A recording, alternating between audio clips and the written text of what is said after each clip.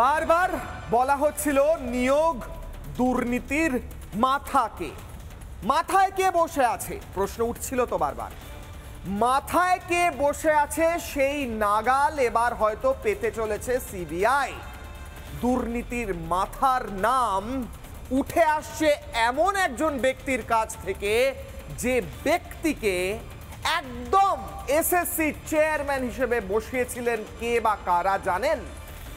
আজকে অত্যন্ত বড় বড় কয়েকটি আপডেট হয়েছে নিয়োগ দুর্নীতি মামলায়। একদিকে আমরা সকাল থেকে দেখিয়েছি মন্ত্রী চন্দ্রনাথ সিনহার এলাকায় তল্লাশি চালাচ্ছে ইডি, যে কোনো মুহূর্তে গ্রেফতার হতে পারেন ভেবে হয়তো মাথায় হাত চন্দ্রনাথ সিনহার, ভয় কাঁপছেন কিনা জানি না। অন্যদিকে আজকেই সিবিআই অফিসে গিয়ে সাক্ষ্য দিয়েছেন প্রাক্তন এসএসসি চেয়ারম্যান চিত্তরঞ্জন মণ্ডল। বিস্ফোরক কথা বলেছেন মুখ্যমন্ত্রী মমতা বন্দ্যোপাধ্যায়ের নাম নিয়ে। কি বলেছেন জানেন? পার্থ চট্টোপাধ্যায়ের সরাসরি চাপ দেওয়া নিয়ে কি বলেছেন জানেন? আজকে কিশলয়ের অগ্নিবাণে থাকবেন খোদ এসএসসির প্রাক্তন চেয়ারম্যান, নিজের মুখে বিস্ফোরক কথা বলবেন। হয়তো উঠে আসবে নিয়োগ দুর্নীতির মাথার নাম, এবং তারই সঙ্গে সঙ্গে আজকে থাকছেন সুমন মণ্ডল, চাকরিহারা, যিনি আজই দাবি করেছেন 10 কোটি টাকা করে ক্ষতিপূরণ দিতে হবে যে চাকরিহারারা মারা গিয়েছে। তারা বলছেন রাজ্য সরকারের দোষে।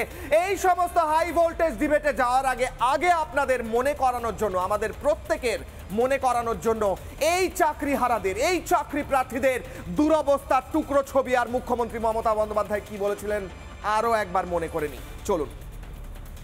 যারা যোগ্য তাদের চাকরি নিশ্চিন্ত করার দায়িত্ব সরকারের।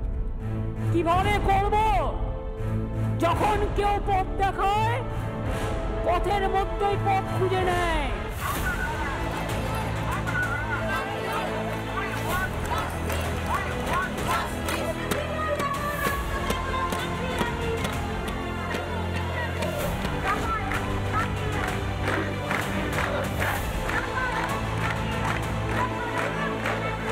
আমাদের plan A ready, B ready, C ready, D ready and E ready. এদিকে উৎসব চলছে, আমরা তো উৎসব করতে পারবো না, আমাদের উৎসব করার অবস্থা নেই, আমরা রাস্তায় বসে গেছি।